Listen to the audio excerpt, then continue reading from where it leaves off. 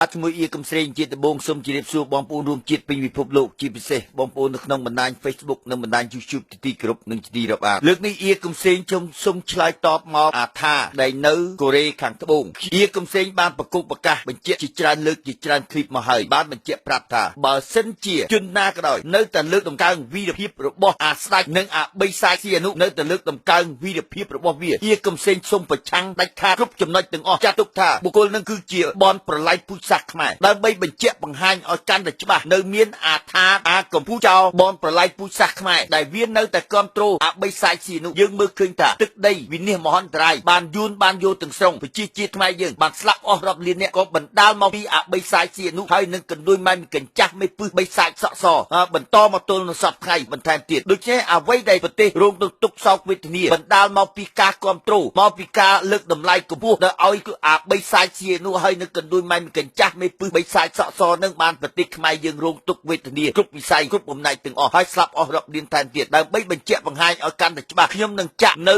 ៅសម្លេងអាថាអាកម្ពុជាចោលបនប្រឡាយពូជសាសន៍ខ្មែរនេះដែលវាបន្តទៅការគ្រប់គ្រងទៅលើអាបិសាចស៊ីអនុហើយនឹងកណ្ដួយម៉ែនកញ្ចាស់មេពឹសបិសាចសក់សដើម្បីបញ្ជាក់ឲ្យបងប្អូនឲ្យកាន់តែច្បាស់ខ្ញុំនឹងចាក់ឲ្យបងប្អូនស្ដាប់ដូចតទៅកុំភ្លេចថាស្ដេចជាម្ចាស់ផែនដីរបស់ខ្មែរហ្នឹងហើ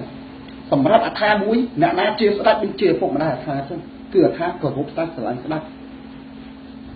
ស្រឡាញ់ពេញក្នុងបេះដូងហ្នឹងរឿងស្ដេចខ្មែរហ្នឹងហើ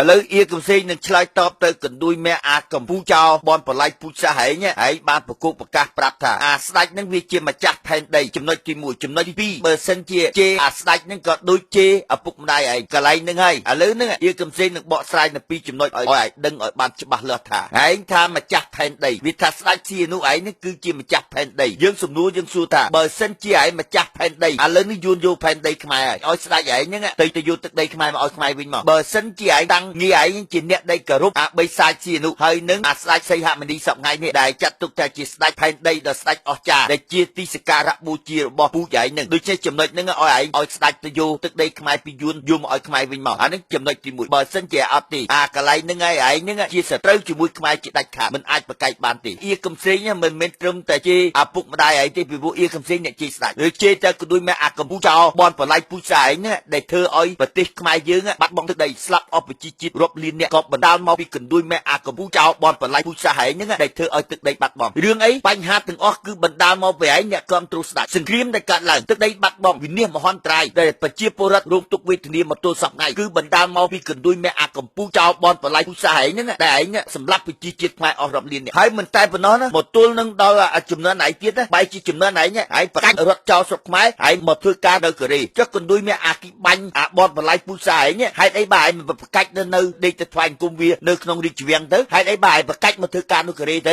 ឯងមើលឃើញថាទឹកដីប្រជាជាតិខ្មែរយើងកំពុងតែរងទុក្ខវេទនាមកទល់សប្តាហ៍គឺបណ្ដាលមកពីអីគឺបណ្ដាលមកពីអាស្ដេចម្ចាស់ផែនដីហ្នឹងអាស្ដេចហ្នឹងវាជាស្ដេចយួនមិនមែនជាស្ដេចខ្មែរទេអាហ្នឹងដែលប្រជាជាតិខ្មែរយើងរងទុក្ខវេទនាដោយសារអីដោយសារការទៅជឿលើកណ្ដួយម៉ែអាកម្ពុជាចោលបនប្រឡាយពូជសាសន៍ខ្មែរហ្នឹងក៏ដោយសារកណ្ដួយម៉ែពួកអាកម្ពុជាចោលពូជឯងហ្នឹងតែនាំគ្នារត់ទៅជឿអាស្ដេចតែទាញមកនៅក្នុងភាពវិនាសមហន្តរាយទឹកដីបាត់បង់ក៏បណ្ដាលមកពីកណ្ដួយម៉ែអាកម្ពុជាចោលក្បត់ជាតិឯងហ្នឹងឥឡូវចង់ចេញមុខមកឲ្យលើកតម្កើងចង់ឲ្យតម្លៃអាស្ដេចហ្នឹងវាជាម្ចាស់ផែនដីដើម្បីជាទីសក្ការៈបូជាកណ្ដួយម៉ែអាកម្ពុជាចោលបនប្រឡាយពូជសាសន៍ឯងឯងមើលឃើញថាទឹកដីខ្មែរសពថ្ងៃប្រជាពលរដ្ឋខ្មែរយើងស្លាប់អស់រាប់លានអ្នកយួនបានយកទឹកដីអស់រលីងហើយសពថ្ងៃនេះព្រំដែនកោះត្រល់កម្ពុជាក្រោមហើយការគ្រប់គ្រងនៅក្នុងស្ថាប័នទាំងអស់សិតតែពួកយួនក្រោមការគ្រប់គ្រងដោយការអនុញ្ញាតពីអាស្ដេចនឹងសពថ្ងៃហ្នឹងហើយនឹងអាបិសាចស៊ីអនុហើយនឹងកណ្ដួយម៉ែកញ្ចាស់មេពឹសបិសាចសក់សសួរថាវាខ្មែរវាយួនណាកណ្ដួយម៉ែអាកម្ពុជាចោលបនប្រឡាយពូជសាសន៍អាថាឯងទៅដឹងថាពូជឪពុកម៉ែឯងហ្នឹងឯងដែលធ្វើឲ្យប្រទេសជាតិវេទនារងទុក្ខវេទនាដោយសារការគ្រប់គ្រងទៅលើកណ្ដួយម៉ែអាបិសាចស៊ីអនុហើយនឹងកណ្ដួយម៉ែកញ្ចាស់មេពឹសរន្ទះបាយយួនមនិចហ៊ូជីមិញហ្នឹងហើយរួមទាំងកណ្ដួយម៉ែពូជអាចុយម៉ែឯងហ្នឹងដែលឯងធ្វើឲ្យប្រទេសជាតិរងទុក្ខវេទនាអៀកំសែងបានប្រកុកប្រកាសប្រាប់ហើយប្រាប់ទៀតថាដាច់ខាតកុំឲ្យលើកតម្កើងអាវីរភាពរបស់អាបិសាចស៊ីនុនៅក្នុងអន្តរបណ្ដាញអសោះបើសិនជាបុគ្គលមួយណាក៏ដោយបើហ៊ានតែលើកតម្កើងណាឲ្យតម្លៃទៅលើអាស្ដេចនិងកណ្ដួយម៉ែ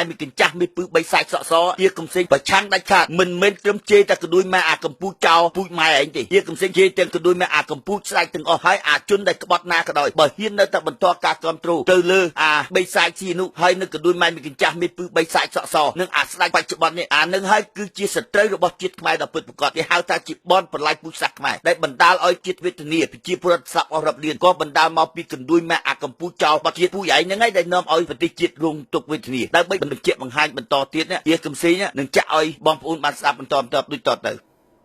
ស្ដេចខ្មែរយើងប្រជាពលរដ្ឋខ្មែរស្រឡាញ់ស្ដេចខ្មែរជាសក្ការបូជាស្ដេចខ្មែរជាម្ចាស់ផែនដីមួយទាំងមូលដែលយើងត្រូវគោរពហ្នឹងហើយមិនមែនវាយស្មើទេហ្នឹងហើយស្ដេចក៏ជាមនុស្សអាយើងក៏ជាមនុស្សដែរហ្នឹងហើយសិទ្ធិយើង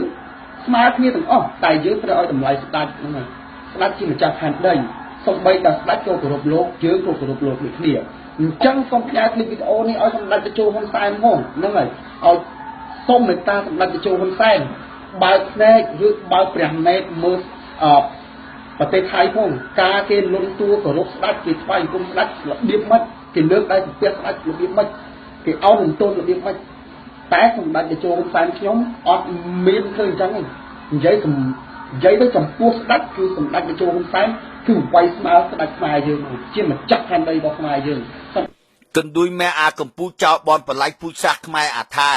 ឯងបានកុំអោយយល់ស្ដេចខ្លាំងៗទៅប្រៀបជាមួយស្ដេចថៃអសោះរវាងស្ដេចខ្លាំងៗមិនបានបាត់ជើងស្ដេចថៃគេទេហើយកុំអោយយល់អាស្ដេចខ្មែរសពថ្ងៃនេះគឺជាអាស្ដេចខ្លាំងៗមិនមែនជាស្ដេចខ្មែរពិតប្រាកដទេហើយកុំអោយយល់ស្ដេចសពថ្ងៃមកប្រៀបនឹងប្រទេសថៃពីព្រោះស្ដេចថៃគេគឺជាស្ដេចថៃដ៏ពិតប្រាកដដែលជាទីសក្ការៈបូជាដែលប្រជាពលរដ្ឋថៃដែលគេគោរពតែហើយកុំអោយយល់វីរភាពរបស់ស្រុកថៃមកប្រៀបនឹងកណ្ដួយម៉ែអាស្ដេចខ្លាំងៗអាស្ដេចខ្លាំងៗសពថ្ងៃគឺអាស្ដេចយួនលើកឡើងមកដើម្បីបង្ក្រប់កិច្ចឲ្យគេមើលឃើញថាទស្សនៈប្រជាពលរដ្ឋខ្មែរល្ងឹតល្ងងលីភ្លើដើម្បីជឿទៅលើស្ដេចអញ្ចឹងហើយបានវាលើកអាស្ដេចយួនមកឲ្យជាទីសក្ការៈបូជាឲ្យម្នាក់ទៅនាំគ្នាទៅថ្វាយបង្គំស្ដេចលើកជើងស្ដេចទៅអាហ្នឹងដែលបញ្ជាក់បង្ហាញឲ្យបានច្បាស់លាស់ណាស់ពីហេតុអីបានយួនវាគោរពជាទីសក្ការៈបូជាពីព្រោះទឹកដីហ្នឹងអាស្ដេចហ្នឹងដែលយកទឹកដីឲ្យយួនអាស្ដេចហ្នឹងដែលយកទឹកដីឲ្យយួនបញ្ជាក់បង្ហាញឲ្យបានច្បាស់លាស់ណាស់យួនអរគុណបំផុតហើយគឺអរគុណស្ដេចដែលស្ដេចបានយកទឹកដីឲ្យយួនកន្លែងហ្នឹងប្រជាជនយួនធ្វើដំណើរមកដល់ប្រទេសកម្ពុជាជាដំបូងគេត្រូវតែគោរពអាសនៈណាដែលគេគោរពអាស័យហមុនីហ្នឹងដើម្បីបញ្ជាក់បង្ហាញអញនឹងបង្ហាញឲ្យកណ្ដួយម៉ែអាកំពូចចោលបនបល័យពូជសាសឯងឲ្យមើលឃើញឲ្យច្បាស់លាស់ថាតើយុទ្ធសាស្ត្រយួនដែលវាគោរពអាស្ដេចយួនឯងដើម្បីចាប់ឲ្យមើលដូចតទៅលាក់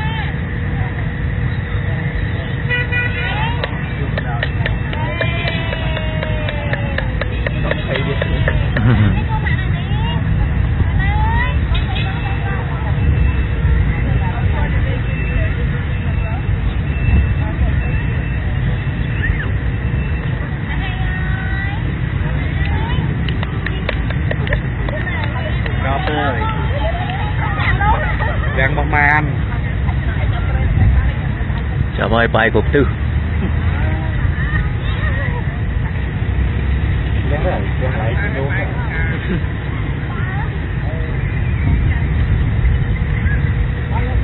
ឥឡូវឲ្យឯងមើលឲ្យពិតប្រកបទៅកណ្ដួយម៉ែអាកំពូចចោលបនប្រឡាយពូជសាសឯងឯងមើលឃើញថាស្ដេចអាស័យហមុនីនឹងមានតែយួនទេដែលអរគុណវាជាអណែកដោយសារតែអាស្ដេចស័យហមុនីដែលម្ចាស់ផែនដីរបស់កណ្ដួយម៉ែអាកំពូចចោលបនប្រឡាយពូជសាសឯងហ្នឹងដែលឯងទទួលស្គាល់ថាវាធ្វើជាស្ដេចខ្មែរបន្លំខ្លួនដើម្បីយកទឹកដីឲ្យយួនអានឹងហើយយួនវាធ្វើជាទីសក្ការៈបូជាដែលវាគ្រប់ប្រណិប័តអរគុណជាអណែកដោយសារអាស្ដេចស័យហមុនីនឹងប្រមូលទឹកដីសរុបឲ្យយួនបានយកទឹកដីខ្មែរយើងបានសម្រេចជាស្ថាពរកោះត្រល់ព្រំដែនរហូតមកទល់នឹងសពថ្ងៃបើគ្មានអាស័យហមុនីហើយនឹងកណ្ដួយម៉ែមានកញ្ចាស់មេពឹសបីសាច់សក់សដែលសញ្ញេឲ្យពួកយួនមិនរស់នៅលើទឹកដីខ្មែរទេបើមិនចឹងទេរឿងអីពួកយួនគេចាត់ទុកថាអាស័យហមុនីនឹងហើយនឹងកណ្ដួយម៉ែមានកញ្ចាស់មេពឹសរន្ទះបាញ់យួនមូនិចហ៊ូជីមិញនឹងដែលជាទីសក្ការៈបូជារបស់ពួកយួនដែលជាសេចក្តីសង្ឃឹមពួកនឹងប្រមូលទឹកដីឲ្យយួនយកទឹកដីខ្មែរឲ្យបានសម្រេចជាស្ថាពរនឹងហើយដែលបញ្ជាក់ បង្ហាញឲ្យឃើញថាកណ្ដួយម៉ែ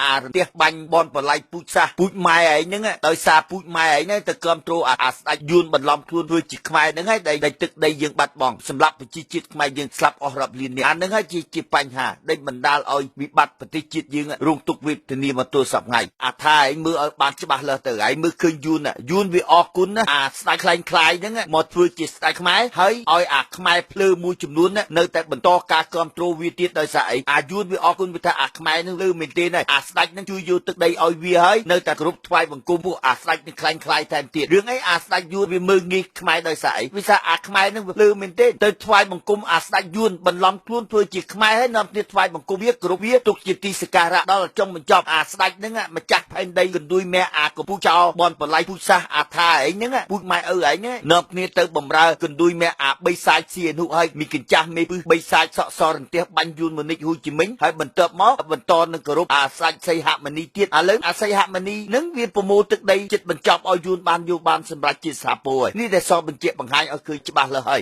ប្រវត្តិសាស្ត្រយួនគេនឹងតម្កល់ទុកថាមានតែអាបីសាច់ស៊ីអនុហើយនឹងមីកញ្ចាស់មេពឹសបីសាច់សក់សរផ្ទះបាញ់យួនមនិចហ៊ូជីមិញនឹងហើយនឹងអាសីហមុនីនឹងជាទីសក្ការៈបូជាពួកគេពីព្រោះបើគ្មានអា3នាក់នឹងទេទឹកដីខ្មែរនឹងក៏យួនយកអត់បានដែរអាហ្នឹងកម្ពុជាក្រោមក៏ត្រល់ហើយនឹងព្រំដែនវារកិលហើយសប្ងៃវាកំពុងតែគ្រប់គ្រងនៅក្នុងសហព័ន្ធឥណ្ឌូចិនផងនេះតែបញ្ជាក់បង្ហាញឲ្យឃើញច្បាស់ហើយប្រាប់ទៅកណ្ដួយម៉ែអាកម្ពុជាចោបនបល័យពូជសាសអាថាឯងឲ្យដឹងឲ្យច្បាស់លាស់មកពីអីមកពីពូជកណ្ដួយម៉ែឯងនឹងដែលហៅថាទៅគ្រប់គ្រងអាស្ដេចខ្លែងខ្លាយនឹងមកទិញបាននៅភាពវិនិច្ឆ័យមហន្តរាយទឹកដីខ្មែរដែលបាត់បង់ជីវពលរដ្ឋដែលស្លាប់អស់រាប់លានអ្នកក៏បណ្ដាលមកពីកណ្ដួយម៉ែអាកម្ពុជាម៉ែឯងហ្នឹងឯងម៉ែឪឯងហ្នឹងដែលគ្រប់គ្រងអាបីសាច់ស៊ីអនុហើយនឹងកណ្ដួយម៉ែមីកញ្ចាស់មេពឹសបីសាច់សក់សហើយនឹងអាសីហមុនីមកទល់10ថ្ងៃនេះឯងក៏មកលើកអំណះណាហើយឥឡូវចាក់បន្ថែមទៀតនៅរត់អ្វីដែលឯងបានអួតអាងលើកដំកើងហួសពីការពិតឥឡូវចាក់បន្ថែមទៀតឥឡូវអាថាមានរូបជាប់ឲ្យគេមើលទៀតសម្ដេចតេជោហ៊ុនសែនគឺអង្គុយស្មើស្ដាច់ហ្មងហ្នឹងហើយសួរថាអំណាចត្រឹមនាយករដ្ឋមន្ត្រីនៅប្រទេសកម្ពុជាមួយអាចដំកើងខ្លួនឯងស្មើនឹងស្ដេចដែលបានអត់បងអូនសួរអាចបានអត់កូនខ្មែរគេឃើញស្ដេចគេលិតទៅកូនខ្មែរគុំស្ដេចហើយចុះសម្ដេចតេជោហ៊ុនសែនគ្រាន់តែសម្បត្តិនាយករដ្ឋមន្ត្រីដឹកនាំប្រទេសកម្ពុជាបើប៉ុណ្ណឹងសោះជាបាយស្អាតស្ដេចកុំភ្លេចថាស្ដេចជាម្ចាស់ផែនដីរបស់ខ្មែរហ្នឹងហើយសម្រាប់អាថាមួយអ្នកណាជាស្ដេចដូចជាឪពុកម្ដាយអាថាចឹងគឺអាថាគោរពស្ដេចស្រឡាញ់ស្ដេចស្រឡាញ់ពេញក្នុងបេះដូងហ្នឹងរឿងស្ដេចខ្មែរហ្នឹងហើយឥឡូវណាអញប្រាប់ទៅកណ្ដួយម៉ែអាកម្ពុជាចោបនបល័យពូជសាសដោយម៉ែអាកម្ពុជាម៉ែឪឯងនេះដែលគ្រប់គ្រងឯងនៅគ្នាទៅឃើញស្ដេចឯងទៅថ្វាយគុំលុតជង្គង់ថ្វាយបង្គំក៏ប៉ុន្តែឯងអត់ទាំងដឹងថាស្ដេចនឹងមិនមែនជាស្ដេចខ្មែរទេគឺជាស្ដេចខ្លែងខ្លាយដូចជាវាមិនដែលស្គាល់ទំនៀមទម្លាប់ខ្មែរឲ្យពិតប្រាកដទេរឿងសម្ដេចអគ្គមហាសេនាបតីមេចៅភ្នែកតូហ៊ុនសែនគួយស្មើនឹងបានន័យថាឲ្យតម្លៃរួចទៅហើយឯងទៅយល់ដឹងថាអគ្គមហាសេនាបតីមេចៅភ្នែកតូហ៊ុនសែនតែហ៊ានគួយស្មើបានន័យថាហ៊ុនសែនគេដឹងថាអាស្ដេចនឹងវាជាស្ដេចខ្លែងខ្លាយមិនមានជាស្ដេចប្រកបទេដូច្នេះអ្វីក៏ដោយហ៊ុនសែនឲ្យតម្លៃថាស្មើនឹងហៅថាប្រគុណផងល្អផងវាប្រសើរជាងវាមកបន្លប់រឿងអីមកចោទតាហ៊ុនសែនវាយតាហ៊ុនសែនទម្លាក់កំហុសទៅលើហ៊ុនសែនចុះអាស្ដេចនឹងដែលប្រមូលទឹកដីបកគលទឹកដីឲ្យគេហៅថាម្ចាស់ផែនដីដែលកណ្ដួយម៉ែអាកម្ពុជាចោបនបល័យពូជសាសពូជម៉ែឪឯងហ្នឹងដែលគ្រប់គ្រងវាហ្នឹងយកទឹកដីបកគលទៅឲ្យយួនហើយរឿងអីឯងទម្លាក់កំហុសទៅលើត្រឹមតាហ៊ុនសែនតែម្នាក់បើសិនជាស្អុយកុំរឿងអីឯងមកស្អុយតែត្រឹមតាហ៊ុនសែនវាត្រូវស្អុយទាំងអាស្ដេចផងព្រោះទឹកដីហ្នឹងវាជាទឹកដីរបស់ស្ដេចដែរតែនិយាយថាម្ចាស់ផែនដីមិនមែនដូចឯងនិយាយចឹងទឹកដីមិនទឹកដីរបស់ហ៊ុនសែនណាចំណុចហ្នឹងហើយអាស្ដេចហ្នឹងដែលវាបកគលទឹកដីទៅឲ្យយួនតែសបញ្ជាក់បង្ហាញឲ្យឃើញច្បាស់ហើយឯងចង់ដឹងថាអ្វីដែលអាស្ដេចហ្នឹងវាមិនមែនជាស្ដេចខ្មែរយុទ្ធសាស្ត្រយុទ្ធវិធីដែលទំនៀមទម្លាប់ដែលវាប្រើឯងដឹងថាទួលនីតិស្ដេចយ៉ាងម៉េចទេឥឡូវនេះជាកំសែងនឹងចាក់បង្ហាញឲ្យកណ្ដួយម៉ែអាកម្ពុជាចោបនបល័យពូជសាសឯងឲ្យមើលឃើញថាតើអាស្ដេចហ្នឹងវាជាស្ដេចមែនទេឬក៏វាស្ដេចខ្លែងខ្លាយដើម្បីចូលទស្សនាជាកំសែងនឹងចាក់បង្ហាញឲ្យកណ្ដួយម៉ែអាកម្ពុជាចោបនបល័យពូជសាសពូជកណ្ដួយម៉ែឯងនឹងឲ្យមើលឲ្យឃើញឲ្យច្បាស់លាស់ឲ្យដឹងថាអាស្ដេចនឹងវាជាស្ដេចខ្លែងខ្លាយដូចតទៅ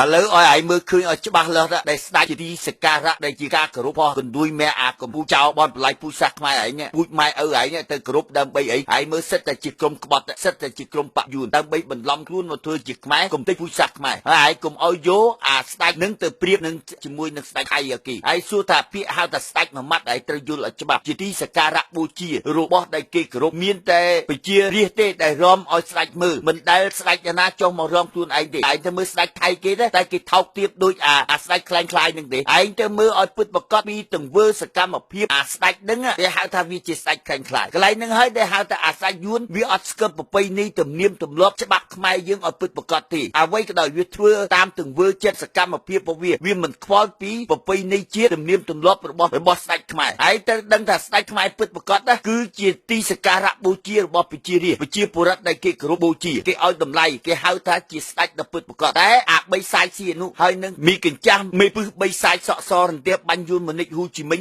ហើយនឹងអាស័យហមនីសួរថាវាជាស្ដេចពិតប្រកបអត់នឹងដែលសបញ្ជាក់បង្ហាញឲ្យឃើញចុះមករំលេងជាមួយប្រជាពលរដ្ឋហើយឯងឲ្យអាណាគោរពអាណាឥឡូវនឹងទាំងអស់គ្នាហើយស្ដេចចុះមកទើអញ្ចឹងសួរមើលថាឲ្យអ្នកណាគោរពអ្នកណាហើយធម្មតាបើស្ដេចវាជាទីសក្ការៈបូជាមានតែប្រជារាស្ត្រទេដែលរំឲ្យគេមើលបែរជាឥឡូវនេះអាស្ដេចនេះចុះមករំជាមួយនឹងប្រជារាស្ត្រធម្មតាប្រជារាស្ត្រដូចជាឯងឲ្យជាទីសក្ការៈឲ្យគេគោរពយ៉ាងម៉េចហើយមើលមិនយ៉ាងតែស្ដេចខ្លាំងខ្លាយវាអត់ស្គាល់ទំនៀមទម្លាប់ប្រពៃណីជាតិរបស់ប្រទេសជាតិនៃប្រទេសកម្ពុជាទេអានឹងហើយវាជាស្ដេចខ្លាំងខ្លាយហើយឯងចង់លើកតម្កើងវាណាកណ្ដួយមេអាកម្ពុជាចៅបនបល័យពូជសាសណាអាថាឯងហ្នឹងពូជម៉ែឪឯងនេះដែលនាំឲ្យមកសង្គ្រាមវិនិច្ឆ័យមហន្តរាយហើយបន្ថែមពីនឹងទៀតឯងមើលស្ដេចមករំអោបអីជាមួយនឹងមន្ត្រីធម្មតាក្នុងច្បាប់ស្ដេចណាសូម្បីតែប៉ះដៃរបស់មហាក្សត្រីហ្នឹងគេមិនឲ្យប៉ះផងហើយឯងមើលអាស្ដេចខ្លាំងខ្លាយនេះវាគ្មានស្គាល់ទំនៀមទម្លាប់ប្រពៃណីរបស់ប្រជាជាតិខ្មែរយើងដល់ពិតប្រាកដទេអានឹងហើយដែលសពបញ្ជាក់ឲ្យឃើញថានេះមិនមែនជាស្ដេចប្រកបគឺជាស្ដេចខ្លាំងខ្លាយតែយួនលើកតបមកយកដីទៅបកគលឲ្យយួនហើយអាពូដែលបំរើពួកអស់ហ្នឹងសិតតែជាពួកក្បត់ខ្មែរហ្នឹងជាពិសេសដូចអាញឹកយូឡុងឪវ៉មីសំបារ៉ាអាញឹកយូឡុងត្រូវជាឪវ៉មីសំបារ៉ាក៏ត្រូវជាឪក្មេកពួកអាសំរងស៊ីហើយក៏ជាចារកិច្ចរបស់យួនបន្លំខ្លួននៅក្នុងស្ថាប័នវិជានិយមហ្នឹងដែលនាំមកសម្រាប់ជាតិខ្មែរយើងងាប់មិនស្ទើរហ្នឹងដែលក្រុមពួកអារិជានិយមបល័យពូជសាសន៍ដែលឈោលើកតា4ឲ្យយួនហែកដីឲ្យចិនហែករ៉ែឲ្យខ្មែររងគ្រោះដោយសារការជំនឿទៅលើពួកអារិជានិយមបល័យពូជសាសន៍ហ្នឹងដែលបញ្ជាក់បង្ហាញឲ្យឃើញឲ្យច្បាស់លាស់ណាកណ្ដួយមេអាកម្ពុជាចៅបនបល័យពូជសាសន៍អាថាឯងឯងមើលឃើញឲ្យច្បាស់លាស់ហ្នឹងឯងថាស្ដេចហ្នឹងជាទីសក្ការៈជាទីគោរពដែលឃើញការលុតជង្គង់ថ្វាយបង្គំឯងសួរមើលពួកហ្នឹងដែលគេលុតជង្គង់ថ្វាយបង្គំអាស្ដេចខ្លាំងខ្លាយទេអាហ្នឹងគេមើលឃើញថាស្ដេចហ្នឹងវាមិនមែនជាស្ដេចពិតប្រាកដវាជាស្ដេចខ្លាំងខ្លាយអាណាគេដែលទៅលុតជង្គង់ថ្វាយបង្គំនោះហើយកុំឲ្យយកអាស្ដេចខ្លាំងខ្លាយហ្នឹងទៅប្រៀបជាមួយស្ដេចថៃឯងមើលស្ដេចថៃគេតើស្ដេចថៃគេចេញមករំជាមួយនឹងប្រជារាស្ត្រធម្មតាទេស្ដេចជាទីសក្ការៈបូជាស្មើនឹងព្រះរួចទៅហើយគេមិនអាចចុះមករំជាមួយនឹងរាស្ត្របានទេវាជាទីសក្ការៈរបស់គេនេះដែលបញ្ជាក់បង្ហាញឲ្យឃើញច្បាស់លាស់ថាអាបីសាយដេឆានសៀនុហើយនឹងមីកញ្ចាស់មេពឹសបីសាយសក់សរន្ទះបាញ់យួនមនិចហ៊ូជីមិញហ្នឹងនឹងហើយវាជាស្ដេចខ្លាំងខ្លាយដែលធ្វើសកម្មភាពបំរើទៅយួនដូចជាវាអត់មានស្គាល់ទំនៀមទម្លាប់ប្រពៃណីជាតិដែលហៅថាជាទីសក្ការៈបូជាជាអង្គព្រះមហាក្សត្រនោះទេនេះចំណុចហ្នឹងហើយដែលបញ្ជាក់បង្ហាញឲ្យឃើញថាវានេះគឺជាស្ដេចខ្លាំងខ្លាយដែលមិនអាចនឹងកែប្រែរួចឥឡូវចាក់បន្ថែមទៀតហើយក៏คลิปវីដេអូនេះក៏សូមផ្ញើទៅឲ្យទស្សនៈពលករកម្ពុជាមួយចំនួនដែលនៅកូរ៉េដែលចេះថតពងក្តោហ្នឹងហើយជាពិសេសអារតនៈហើយនឹងអាហារីមណាអាកបីហារីមហ្នឹងហើយចេញคลิปមកសិតតែឌីលថាគណៈបកសង្គ្រោះជាតិដូចជាឯកឧត្តមគឹមសុខាឯកឧត្តមសំរងស៊ីអត់មានគូក្បាលគិតទេអត់ស្គាល់ពីប្រវត្តិសាស្ត្រខ្មែរសម័យនេះគឺសម័យតេជោណាចេះឌីលអញ្ចឹងទៅរួចណាហ្នឹងហើយឲ្យក្មេងក៏ប៉ុណ្ណាឯងហ្នឹងអូនឯងទៅរៀនឲ្យច្បាស់ហើយឯងទៅសួរម៉ែឪឯងច្បាស់ឬគោល7មករានៅការលេបតបាក់ទឹកដីរបស់ខ្មែរហ្នឹងទីវាយ៉ាងណាណាល្បិចកលរបស់យួនណាហើយនឹងឥណ្ឌូចិនវាជាយ៉ាងណាសិតតែល្បិចតែគេរៀបផែនការចង់លេបទឹកដីខ្មែរហើយឯងទៅឌីលថាសំរងស៊ីអត់មានគួរក្បាលគិតណាសំរងស៊ីលេងនយោបាយដូចក្មេងបៀមដៃឥឡូវអញចង់សួរឯងថាអញនិយាយឆ្ងល់ណាចរិតឯងប្រភ្លិបប្រភ្លើគ្មានដឹងប្រវត្តិសាស្ត្រអីច្បាស់លាស់ផងចេញមកឯងកាន់ជើង7មករាហើយថា7មករាហ្នឹងជាគុណណាច់របស់យួនណាហើយយួនមានដឹងគុណសម្ដេចតាដែរអត់ដែលជួយយួនអត់ណារួមទឹកដីឯងប្រភ្លើគ្មានដឹងខ្យល់អី ឥឡូវនេះអៀកំសេងនឹងបកស្រាយទៅប្រាប់កណ្ដួយមេអាកំពូចោលបនបល័យពូជសាសអាថាឯងឲ្យដឹងឲ្យច្បាស់លាស់តាមការពិតឯងបានទទួលស្គាល់ឯងនឹងគឺជាបនបល័យពូជសាសខ្មែរដ៏ពិតប្រាកដពីព្រោះឯងបានទទួលស្គាល់ថាអាបីសាច់ដេសានស៊ីអនុហើយនឹងមានកញ្ចាស់មេពឹសបីសាច់សក់សនឹងបានន័យថាវាជាអ្នកជួយយួនដើម្បីឲ្យមកសម្លាប់ខ្មែរចំណុចហ្នឹងដែលបញ្ជាក់បង្ហាញឲ្យបានពិតប្រាកដថាអៀកំសេងបានចេញមកប្រកាសជាអាឡារឹកបញ្ជាក់ប្រាប់មហាជនឲ្យបានដឹងយល់ផងដែរថាបើសិនជាអ្នកណាដែលគ្រប់គ្រងអាបីសាច់ស៊ីអនុអ្នកនឹងហើយគឺជាជនដែលក្បត់ជាតិគឺជាបនបល័យពូជសាសខ្មែរពីព្រោះវាមកពីអីមកពីឯងបានបញ្ជាក់បង្ហាញឲ្យបានពិតប្រាកដថាអាបីសាច់ដេសានស៊ីអនុហ្នឹងវាបានទៅជួយយួនដើម្បីបង្រួបបង្រួមទឹកដីយួនមកសម្លាប់ពូជសាសខ្មែរចំណុចហ្នឹងហើយជាចំណុចសំខាន់ដូចជាអ្វីដែលឯងបានទទួលស្គាល់ថាអាបីសាច់ស៊ីអនុបានជួយយួនមកសម្លាប់ខ្មែរដែលមិនអាចនឹងប្រកែកបានឥឡូវនេះជាកំសេងនឹងបកស្រាយដើម្បីឲ្យឯងដឹងឲ្យកាន់តែច្បាស់លាស់ថាយុទ្ធសាស្ត្រដែលអាបីសាច់ស៊ីអនុដែលវាជួយយួនមកសម្លាប់ខ្មែរហ្នឹងមានដូចតទៅទី1 7មករាហេតុអីបានយើងបាននៅ7មករាដែលថាយួនមកជួយខ្មែរក៏អាស្រ័យទៅលើអាបីសាច់ស៊ីអនុហ្នឹងវាបានមកជួយយួនដែរបើបានទាញមកនៅ7មករាដូច្នេះមុននឹងបាន7មករាក៏ត្រូវតែបានបង្កើតនៅក្នុងរបបខ្មែរក្រហមដូចជាអ្នកនៅក្នុងរបបខ្មែរក្រហមហ្នឹងដែលអាបីសាច់ស៊ីអនុបានន័យថាវាបញ្ជាឲ្យយួនមកសម្លាប់ខ្មែរដោយចេតនាដោយការរៀបចំរបស់អាបីសាច់ស៊ីអនុដែលបានទៅជួយយួនហើយមកសម្លាប់ខ្មែររួចហើយបានវាយកយួនហ្នឹងមកជួយខ្មែរបានបង្កើតបាននៅ7មករាអាហ្នឹងចំណុចយើងចង់បញ្ជាក់បង្ហាញឲ្យបានច្បាស់លាស់ណាស់បានន័យថា7មករាក៏ដោយសារបានបង្កើតនៅក្នុងរបបខ្មែរក្រហម3ឆ្នាំ8ខែ20ថ្ងៃបានសម្លាប់ប្រជាជាតិខ្មែរយើងសម្លាប់អ្នកចេះដឹងវីរៈជនផ្នែកហាជាតិខ្មែរយើងណាអស់ជិត3លានអ្នកក៏បណ្ដាលមកពីអាបីសាច់ស៊ីអនុគឺការបញ្ជាឲ្យអាយួនមកសម្លាប់ខ្មែររួចហើយបានវាយក7មករាហ្នឹងបានវាធ្វើជាមកជួយខ្មែរអានេះបានបញ្ជាក់បង្ហាញឲ្យច្បាស់លាស់ណាស់ដែលកណ្ដួយមេអាកំពូចោលបតបល័យពូជសាសឯងតែឯងទទួលស្គាល់ថាសម្ដេចតាឯងអាបីសាច់ស៊ីអនុដែលវាបានមកសម្លាប់ជាតិខ្មែរយើងវាប្រើយួនឲ្យមកសម្លាប់ជាតិខ្មែរយើងដែលមិនអាចនឹងប្រកែកបាននេះចំណុចហ្នឹងដែលយើងមើលឃើញបញ្ជាក់បង្ហាញឲ្យបានច្បាស់លាស់ថានៅក្នុងសម័យខ្មែរក្រហមគឺ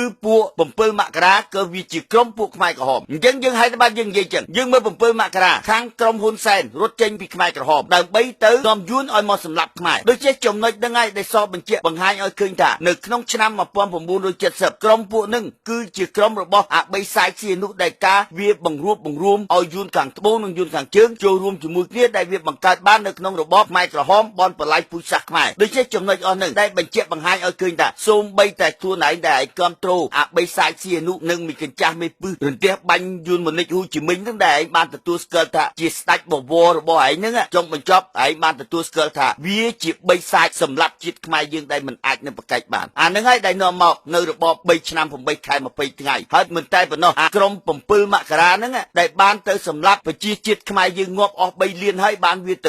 ៅនាំយួនមកដើម្បីមកតាំងខ្លួនវាជាអ្នកដែលជួយរំដោះខ្មែរយើងអាហ្នឹងបានបង្កើតបាននៅ7មករាដូចជាចំណុចហ្នឹងដែលសកបញ្ជាក់បង្ហាញឲ្យឃើញច្បាស់ណាស់ថាផែនការដែលសម្លាប់ពូជសាសន៍ខ្មែរអានេះវាជាចំណុចទី2ចំណុចទី3យួនបានយកទឹកដីខ្មែរក៏អាស្រ័យនឹងការរៀបចំរបស់អាបីសាច់ស៊ីអនុដែលបានរៀបចំឲ្យយួនហ្នឹងយកដីខ្មែរមិនព្រមតវ៉ាមិនព្រមទាមទារពីលើឆាកអន្តរជាតិពីក្រោយពីអាណានិគមបារាំងគេបកគលទឹកដីមកឲ្យខ្មែរវិញពេលហ្នឹងអាបីសាច់ស៊ីអនុអត់ព្រមទាមទារទឹកដីកម្ពុជាក្រោមទេហើយអត់មានធ្វើសន្ធិសញ្ញាព្រំដែនខ្មែរយើងកំណត់ឲ្យបានច្បាស់លាស់ថាតើកំណត់ពីត្រឹមណាពីកន្លែងណាដើម្បីឲ្យបានពិតប្រាកដដើម្បីយកតម្កល់នៅលើអង្គការសហជីវជាតិបានន័យថាអាបីសាច់ស៊ីអនុវាអត់ធ្វើទេវាដើម្បីប្រមូលទឹកដីទាំងអស់ទៅបកគលទៅឲ្យយួននេះហើយដែលសបញ្ជាក់បង្ហាញឲ្យឃើញថាអាបីសាច់ស៊ីអនុហ្នឹងគឺជាអាបនបល័យពូជសាសន៍ខ្មែរអញ្ចឹងហើយបានហៅថាវាមានកញ្ចាស់មេពឹសបីសាច់សក់សហើយរួមនឹងអាស្រ័យបច្ចុប្បន្ននេះគឺថាអាស័យហមនីផងដែរដូចជាអានេះអ្វីដែលអៀកំសេងជេរកណ្ដួយមេអាកំពូចោលបនបល័យពូជសាសន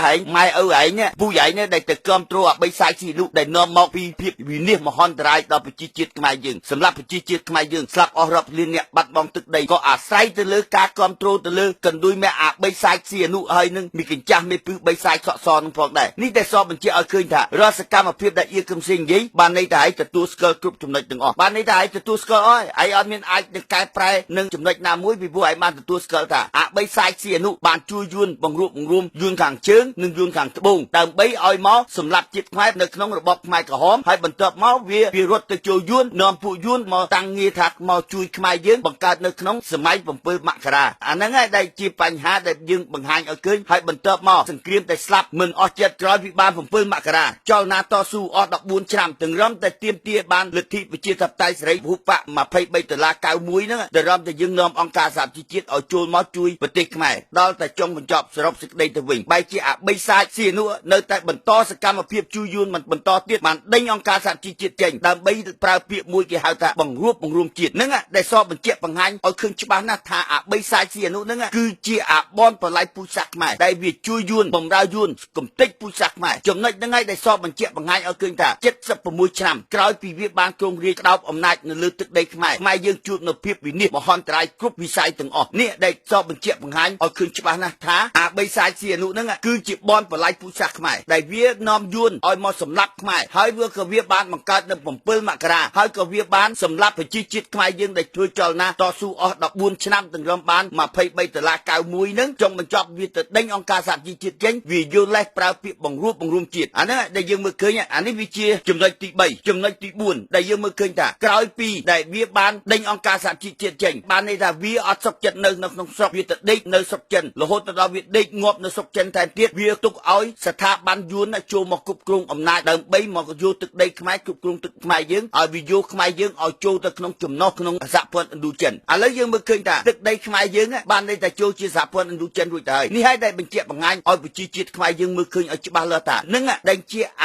ាបីសាច់សៀនុដែលជាបនបល័យពូជសាសន៍ខ្មែររួមទាំងមីកញ្ចាស់មេពឺបីសាច់សក់សរន្ទះបាញ់យួនមនិចហ៊ូជីមិញដូច្នេះចំណុចនឹងហើយដែលវាលើកកូនវាមួយទៀតគឺអាសីហមុនីបានន័យថាសិតតែជាស្ដេចខ្លែងខ្លាយទាំងអស់អាហ្នឹងដែលយើងបង្ហាញឲ្យឃើញឲ្យច្បាស់លាស់ដែលមិនអាចនឹងប្រកែកបានចំណុចទី5សកម្មភាពអ្វីមកទល់នឹងបច្ចុប្បន្នដើម្បីឲ្យបងប្អូនប្រជាជាតិមើលឃើញឲ្យច្បាស់លាស់ហេតុនេះបានអៀកំសែងដាក់បញ្ញត្តិចេញជាភាពតានតឹងដោយសារអីពីព្រោះមើលឃើញថាបើសិនជាអ្នកណានៅតែគ្រប់គ្រងអាបីសាច់សៀនុនៅគ្រប់គ្រងកណ្ដួយម៉ែមីកញ្ចាស់មេពឺបីសាច់សក់សរន្ទះបាញ់យួនមនិចហ៊ូជីមិញហើយនឹងអាសីហមុនីអ្នកនឹងហើយគឺជាបនបល័យពូជសាសន៍ខ្មែរដោយសារអីយើងមើលឃើញថាស្ដេចនេះមិនមែនជាស្ដេចខ្មែរគឺជាស្ដេចខ្លែងខ្លាយបន្លំខ្លួនធ្វើជាស្ដេចខ្មែរកន្លែងនឹងហើយដែលអៀកំសែងចេញមកវាយអត់មានកោតញញើតខ្លាចក្រែងអ្នកឯងទល់តែសោះពីព្រោះអៀកំសែងមើលឃើញថាសកម្មភាពនយោបាយដែលអាបីសាច់សៀនុដែលធ្វើហ្នឹងគឺប្រកាសជាស្ដេចខ្លែងខ្លាយ100%ដែលមិនអាចនឹងប្រកែកបានពីព្រោះលទ្ធផលដែលយើងមើលឃើញសកម្មភាពនិងភាពជាក់ស្ដែងបានន័យថាសប្តាហ៍ថ្ងៃនេះទឹកដីយួនយកបានទាំងអស់គ្រប់ចំណុចទាំងអស់ហើយដែលគ្មានកន្លែងណាស្ដេចដែលចេញមកធ្វើអន្តរាគមន៍ជួយប្រជាជាតិបាននោះទេនេះហើយដែលបញ្ជាក់បង្ហាញឲ្យឃើញថាសកម្មភាពទាំងអស់ទឹកដីដែលយួនបានយកហើយសកម្មភាពយួនបានមកគ្រប់គ្រងលើទឹកដីខ្មែរយើងទាំងអស់ក៏អាស្រ័យក៏បណ្ដាលមកពីអាស្ដេចខ្លែងខ្លាយដែលអាស្ដេចយួនបន្លំខ្លួនធ្វើជាស្ដេចខ្មែរដូច្នេះនៅក្នុងคลิปនេះដើម្បីបញ្ជាក់បង្ហាញបងប្អូនឲ្យមើលឃើញច្បាស់ហើយសកម្មភាពនយោបាយដែលនៅក្នុងប្រទេសប្រជាជាតិកំពុងតែរងគ្រោះមកទល់នឹងសប្តាហ៍ថ្ងៃក៏បណ្ដាលមកពីអាស្ដេចខ្លែងខ្លាយបន្លំខ្លួនធ្វើជាស្ដេចខ្មែរដើម្បីប្រមូលទឹកដីយកទៅឲ្យយួនគ្រប់ចំណុចដើម្បីកុំឲ្យប្រជាជាតិមកតវ៉ារាល់ករណីណាមួយនោះទេអានេះបញ្ជាក់បង្ហាញឲ្យឃើញច្បាស់ហើយនេះកុំឲ្យថាអៀកំសែងមួយបង្កាច់ដាក់កំហុសនឹងចោតប្រកាន់អ្វីក៏ដោយសកម្មភាពសូម្បីតែកណ្ដួយម៉ែអាកម្ពុជាចោលបនបល័យពូជសាសន៍អាថាហ្នឹងក៏វាទទួលស្គាល់ថាអាបីសាច់សៀនុទៅជួយយួនបង្រួបបង្រួមយួនដើម្បីឲ្យមកសម្លាប់ខ្មែរដោយមិនអាចនឹងប្រកែកបានអាហ្នឹងបញ្ជាក់បង្ហាញឲ្យការពិតដែរហើយចំណុចទី6កណ្ដួយម៉ែអាកម្ពុជាចោលបនបល័យពូជសាសន៍អាថាឯងបាននិយាយថាគណៈបកសង្គ្រោះជាតិឯងហ្នឹងគឺជាគណៈបកល្អហើយទៅយល់ថាបើសិនជាអាបីសាច់សៀនុបានវាទៅជួយយួនរួចហើយហ៊ុនសែនបានន័យថា7មករាគឺជាបករបស់យួន7មករាបានន័យថាគេបង្ហាញច្បាស់ថាគេជាបករបស់យួនហើយអាសំរងស៊ីហើយនៅអាគឹមសខាគណៈបកសង្គ្រោះជាតិគឺគណៈបកគ្រប់គ្រងស្ដេចបំរើស្ដេចដូចនេះបើស្ដេចបំរើយួនបានន័យថាយើងសួរថាគណៈបកសង្គ្រោះជាតិហើយគណៈបកប្រជាជនបានន័យថាក្រុមតែមួយគាត់នៅជាតិល្បីក៏ដើម្បីបំផិនមតិជាតិនិងមតិអន្តរជាតិថាពួកវានឹងប្រឆាំងគ្នាក៏ប៉ុន្តែអសកម្មភាពនិងភាពជាក់ស្ដែងសិតតែបំរើយួនតែមួយអាហ្នឹងកុំឲ្យថាអៀកំសែងមានការចាប់ប្រកាន់ឥឡូវយើងមើលថាគណៈបកសង្គ្រោះជាតិវាគ្រប់គ្រងស្ដេចអាគណៈបកប្រជាជនវាគ្រប់គ្រងស្ដេចដូចគ្នាដូច្នេះអាស្ដេចហ្នឹងវាបានន័យថាវាបំរើយួនហើយយើងសួរថាតើពួកនឹងយួនឬក៏អត់នេះដើម្បីឲ្យបងប្អូនប្រជាជាតិពេញក្នុងពិភពលោកដើម្បីធ្វើនៅសុភវិនិច្ឆ័យវេកញែកឲ្យបានច្បាស់លាស់ថាតើក្រុមទាំង3ហ្នឹងគឺជាក្រុមយួនឬក៏ជាក្រុមខ្មែរនឹងហើយតែអៀកំសែងចេញមកប្រឆាំងរដ្ឋសកម្មភាព 3-4 ឆ្នាំនេះដែលអៀកំសែងចេញមកប្រឆាំងនេះដែលសបញ្ជាក់បង្ហាញឲ្យឃើញថាដែលលាតត្រដាងបង្ហាញឲ្យច្បាស់ថាអារាជានិយមបល័យពូជសាសន៍ដែលចូលលើកតា4ឲ្យយួនហែកដីឲ្យចិនហែករ៉ែឲ្យខ្មែររងគ្រោះក៏ដោយសារអាបីសាច់សៀនុហើយនឹងមីកញ្ចាស់មេពឺបីសាច់សក់សផ្ទះបាញ់យួនមនិចហ៊ូជីមិញហើយនឹងសីហមុនីនេះដែលបង្ហាញឲ្យច្បាស់ហើយដែលហៅថាសូមបីតាអ្នកដែលគ្រប់គ្រងវាសកម្មភាពក៏វាដឹងថាអាបីសាច់សៀនុនឹងគឺជាអ្នកបង្រួបបង្រួមរវាងយួនខាងជើងហើយនឹងយួនខាង ត្បូងផងដែរនេះតែបញ្ជាក់បង្ហាញឲ្យបានច្បាស់លាស់បាទហើយអ្វីដែលសរុបមកវិញយើងមើលឃើញថាគណៈបកសង្គ្រោះជាតិគណៈបកប្រជាជនហើយនឹងរាជានិយមបានន័យថាក្រុមគេតែមួយពីព្រោះគេគ្រប់គ្រងអា3សាច់ស៊ីនុហើយនឹងកណ្ដួយម៉ែមីកញ្ចាស់មានពឹស3សាច់សក់សរន្ទះបាញ់យួនមនីគូជីមិញហើយនឹងស្ដេចសីហមនីទួលសពថ្ងៃនេះហើយសកម្មភាពដែលយួនយកដីមិនដែលឃើញស្ដេចចេញមកធ្វើអន្តរាគមនៅលើចំណុចមួយណានោះទេនេះដែលសបបញ្ជាក់បង្ហាញឲ្យបងប្អូនយើងឲ្យកាន់តែច្បាស់ហើយខ្ញុំចាក់បន្ថែមទៀតឥឡូវអញសួរឯងថ្ងៃដឹងគុណយួនណាបើសិនជាអញទៅដុតផ្ទះឯងហើយអញយកភ្លើងទៅអញយកដុតភ្លើងដុតផ្ទះឯងអញយកទឹកជួយពលុតហើយដឹងគុណអញដែរអត់បើហើយដឹងគុណអញសនុកវាទៅដុតអញ្ចឹងចរិតម៉ាក់ឯងអញ្ចឹងសនុកយកផែងយកមកធ្វើជីណាដុតបំផ្លាញចោលបណ្ដោយទៅចរិតបំភ្លឺដូចឯងចេញមកឲ្យតែគេជេរមកហើយទៅជាដៀលគណៈបកសង្គ្រោះជាតិគណៈបកប្រឆាំងសិតតែអត់មានខួរក្បាលសិតតែនយោបាយយកដូចក្មេងបៀមដៃវាទៅជាអញ្ចឹងទៅណាហើយទៅគិតពិចារណាច្បាស់សម្ដីរបស់ឯងនិយាយចេញមកវាគ្មានបានប្រយោជន៍ទេសេរីដូចពួកឯងហ្នឹង1000នាក់វាមិនបាន100ផងពួកអាមហៀលហើយចង់បានបុណ្យស័ក្តិត្រូវពងហ្នឹងវាចង់បានបុណ្យស័ក្តិត្រូវពងក្តោពួកហ្នឹងឯងចង់បានស័ក្តិ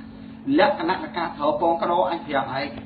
បើសិនជាឯងត្រូវយកខ្នងឯងទៅត្រូវអញ្ចឹងក្តោធ្លាក់មកកដុកជ្រុះដីខ្ពៀកហើយបានបុណ្យស័ក្តិពងក្តោហ្នឹងឯងភូខ្ចាយហ្មង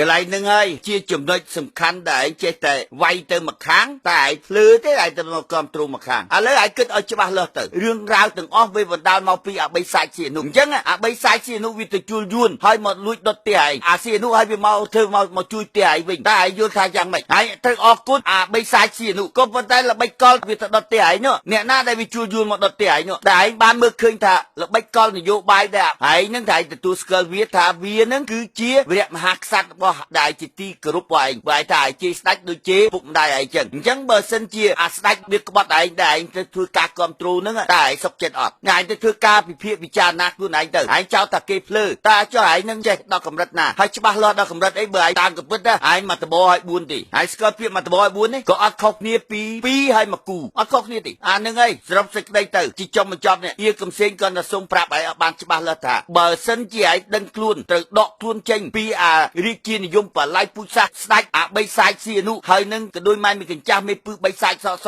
នឹងអាស្ដេចសប្ងៃនេះគឺជាសាច់ខ្លាំងខ្លាយបើឯងដកខ្លួនទឿននឹងពូជពងឯងអត់ប៉ះពាល់នឹងបនបល័យពូជសាសន៍ទេតែបើសិនជាឯងនៅតែបន្តសកម្មភាពនៅតែលើកអំណះអំណាងនឹងបន្ថែមទៀតយាកំសែងវាយឯងអត់មានឈប់ទេមិនថាសម្រាប់តែបុគ្គលឯងទេរួមទាំងប្រជាជាតិនៅក្នុងពិភពលោកនឹងផងដែរឲ្យតែអ្នកដែលគ្រប់គ្រងអា3សាច់ស៊ីអនុហើយនឹងកណ្ដួយម៉ែមីកញ្ចាស់មេពឹស3សាច់សសហើយនឹងអាស្ដេចនឹងសប្ងៃនេះបំរើយួនមកសម្រាប់ខ្មែរយាកំសែងមិនអាចអនុគ្រោះបានជាដាច់ខាតបាទសូមអរគុណ